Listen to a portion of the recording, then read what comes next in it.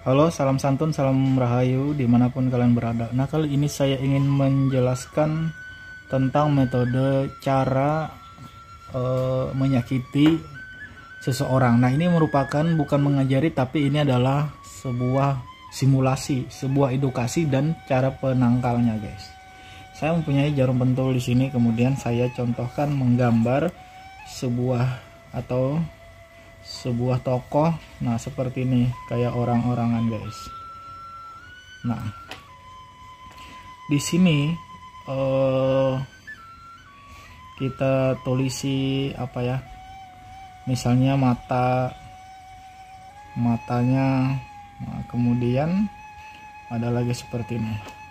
Coba perhatikan, ketika kita mau menyakiti orang, ini orang ya, nah, kita akan tusuk di bagian mananya, misalnya di bagian jantungnya, guys. Nah, ini adalah simulasi. Coba dekatkan lagi, simulasi ya, simulasi dari praktisinya. Nah, saya akan samakan, misalnya saya samakan gambarnya di sini ya. Nah, ini ketika saya tusuk di sini, saya akan rohnya akan saya kasih mantra. Perhatikan jarumnya dekat-dekat, maka jarumnya itu akan ikut bergerak, guys. Nah, coba kalian dekatkan itu. Nah, jarumnya itu akan lihat nggak? Dekatkan aja. Nah, ini kan begini. Nah, saya akan cucukkan di sini, cabut lagi di bagian otaknya misalnya kan. Nah, kita tusuk di sini. Ini simulasi, guys ya, bukan cuman edukasi aja. Coba perhatikan, ini kan enggak ada apa-apa. Ketika saya kerjakan di sini, maka dia akan seperti ini. Nah, jarumnya akan goyang. Dekat aja, dekat. Nah, jarumnya seperti ada yang menggerakkan. Ketika saya nah, kalau saya lepas, dia akan apa? Nah, kemudian saya tekan di sini lagi. Lihat nggak itu? Nggak kelihatan kayak kalau di kamera, kelihatan nggak? Nah, saya kerjain di sini lagi ya. Tuh. Ini betapa sakitnya orang itu, guys. Nah, begitu, guys. Nah, jadi guys, untuk menghindari peristiwa seperti ini, sebaiknya kita banyak-banyak beribadah, guys. Nah, kalau kita hafal ayat-ayat, silahkan dibaca, guys, silahkan dihafal. Lalu kemudian misalnya walaupun itu cukup dengan menyebut nama Allah, Bismillahirrahmanirrahim. Nah, tiupkan di air putih yang dicampur dengan garam, diambil dengan jari manis gini, guys. Ada gelas isi air, kemudian diambil dengan jari manis, habis itu taburkan ke dalam air itu, lalu sambil dibacakan Bismillahirrahmanirrahim, kemudian qul a'udzu birabbin nas sampai keempat itu, guys. Qul huwallahu ahad. Nah, itu juga dibaca sampai habis itu.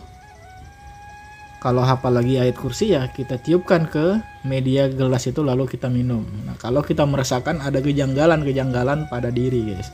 Nah, ini adalah metode, bukan cara mengajari, guys.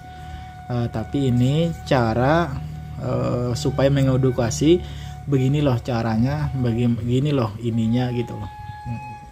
Artinya pada hakikatnya segala sesuatu itu bisa disembuhkan, guys, bisa disembuhkan. Jadi saran saya dengan teman-teman, alangkah baiknya apabila kita tidak pernah menyakiti hati orang lain, kemudian tidak pernah berurusan dengan yang bersinggungan dengan yang bisa menyakiti hati orang lain, atau bahkan kita baik, orang lain sirik, kemudian orang lain itu malah menjalimi kita, padahal kita nggak menjahati mereka, gitu, guys. Jadi kita harus berdoa, harus beribadah sesuai dengan agama masing-masing, maksud saya nih, guys ya. Meminta pertolongan dengan Tuhan, guys, setulus-tulus hati, guys. Jangan tinggalkan itu ibadah, apalagi sholat bagi orang muslim, guys. Nah, salawat dan salam kita panjatkan kepada junjungan kita. Nah, lalu kemudian syahadat juga guys. Nah, biasanya orang yang kena guna-guna itu orang yang tidak pernah mengingat akan Tuhannya. Lalu